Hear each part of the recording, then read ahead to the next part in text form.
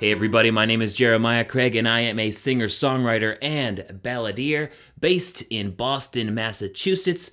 I love writing and performing folk ballads. And today, I wanted to go through some characteristics of traditional folk ballads. Let's start with number one. Let's jump right into it. First and foremost, a ballad has to tell a story. That's really the whole point of a folk ballad, is to tell a story of some sort. So that leaves the format, the actual poem, the actual lyrics of a ballad in a relatively simple and adhering to very few rules. But there are some consistencies that we can find in folk ballads. And here I have America's Favorite Ballads, performed by Pete Seeger. This is a classic book. I definitely recommend you pick this up if you are interested in ballads at all. And we can just open up to pretty much any page here, and we can see that mainly ballads are verses of 4 lines. And within those 4-line verses, you have a pretty easy rhyme scheme. Like, it's not strict. You can go A, B, A, B. You can go A, B, C, B. As a rhyme scheme, it's really up to you. The main point is the story itself. But there are 2 different ways to tell a story. You can tell the story in all verses, or you can tell the story in a verse and a chorus. So really, it's 4 lines in each verse, and then the chorus is usually 4 lines as well. So let's start out with a ballad with a chorus.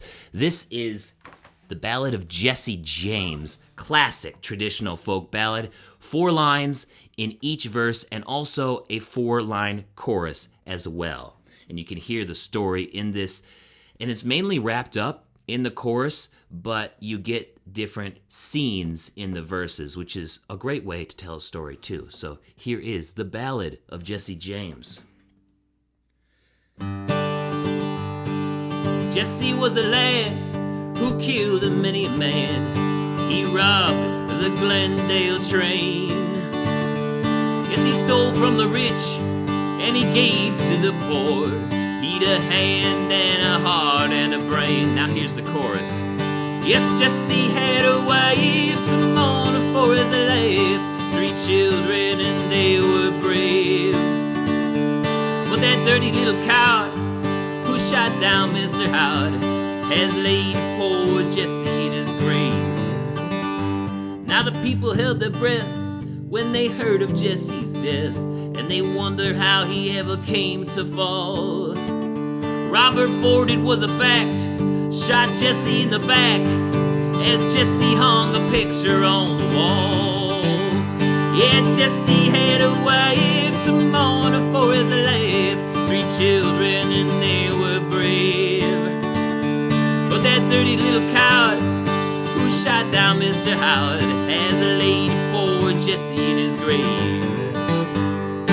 And there are, of course, more verses with the chorus in between each verse, but you get the point. So that is an example of a folk ballad with verses and a chorus. All right, so next up, we're going to take a look at a ballad without a chorus. This is Darlin' Corey, and again, here we have verses of 4 lines each, but the verses just keep going.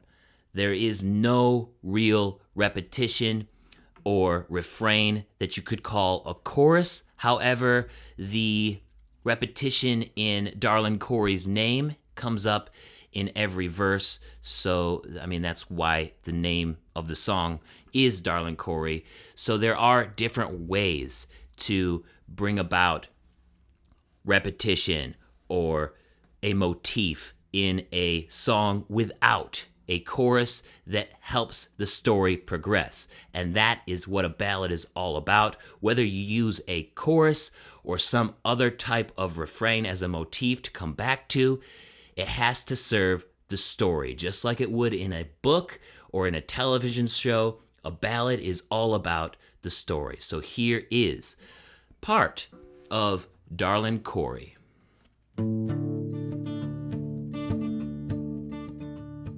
Wake up, wake up, wake up,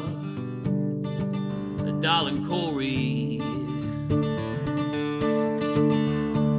What makes you sleep so sound? Oh, those revenue officers are coming. They're gonna tear your still house down.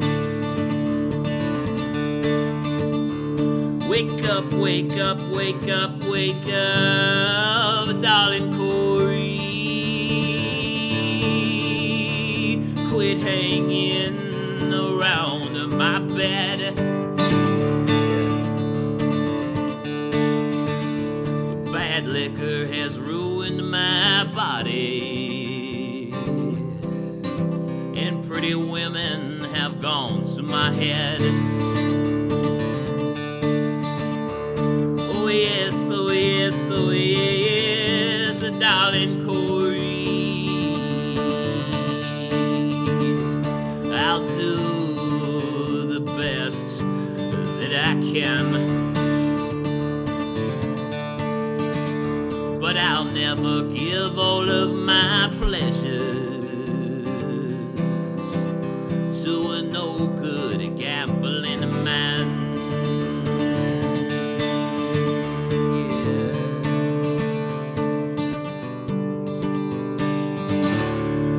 So that is about half of Darling Corey, and of course it goes on to climax at the end, or have an unexpected ending, as a story would. I mean, you'd want there to be some theme or some ending that's surprising. Darling Corey dies at the end. Sorry for spoiling that for you, but it is probably 100-year-old song, so I feel like the spoiler has pretty much become irrelevant at this point in the song's life. And plus, a lot of folk ballads have people who die in them, because that's a common story. Stories need to be told, and people die, and those stories are passed on through folk ballads. Really, that's the whole point of folk ballads in the traditional sense, is to carry on stories and pass them along from generation to generation, because not everybody could read and write early on in human history. So we did that history through music, and the ballad is part of that history. That's why it's such a simple form, and pretty much can allow for you to take it in any direction that you want. But for the most part, they are verses of 4 lines, and you can do them with choruses or without. It's very free, and that's why I like ballads so much, because you have a lot of room to work in them to tell the story that you want. Let me know what you think of traditional folk ballads, and I hope you enjoyed this video.